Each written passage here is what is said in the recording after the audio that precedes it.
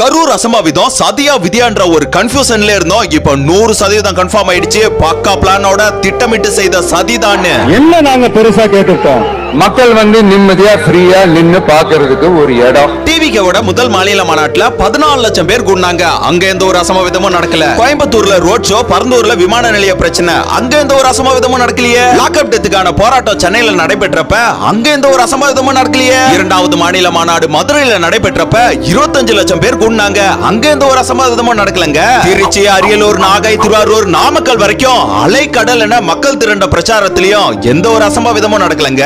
ஆனா கரூர்ல இவ்வளவு பெரிய அசம்பாவிதம் நடக்க முழு காரணமே செந்தில், குணா, வேலு, தம்பி இவங்க எல்லாரையும் அன்பு வாழ்க்கையோட இணைக்கிறது ராஜன் தான். 1000 ஆட்களை தாவேகா துண்டு கொடியோட கூட்டத்துல கலந்து கொள்ள வைத்து கூட்ட நெரிசலை ஏற்படுத்தி கீழே விழுபவர்களை வயிற்றிலையும் கழுத்திலையும் மிதிச்சு மூச்சு திணறி போக வைத்து சாகடித்து உள்ளனர். என் கண்ணு முன்னாடி நிறைய பேர் இறந்துட்டாங்க. கீழே விழுந்து போட்டு எல்லாரும் மிதிச்சாங்க தெரியுங்களா. பின்னாடி இருந்து எல்லாருமே வந்தாங்கடா. எதுக்கு அப்படி வந்தாங்கன்னே தெரியல. விஜய் அவர்கள் பேசும்போதே 10 பேர் அங்கேயே உயிரிழந்திருக்காங்க. இதுதான் உண்மை. இதை தாண்டி இன்னும் கூட்ட நெரிசலுக்கு 10 ஆம்புலன்ஸ் கிட்டத்தட்ட உள்ள அனுப்பி மக்கள் உயிர் போக டிஎம்கே பல வேலைகளை ஏற்பாடு செய்து கடைசியில நடிகர்களாக நாடகம் போட்டு அப்பாவி மக்களை இப்படி ஏமாத்திருக்காங்க. விஜய் அவர்கள் மீது செருப்பு வீசியவரை சுற்றி இருந்த அனைவருமே தாவே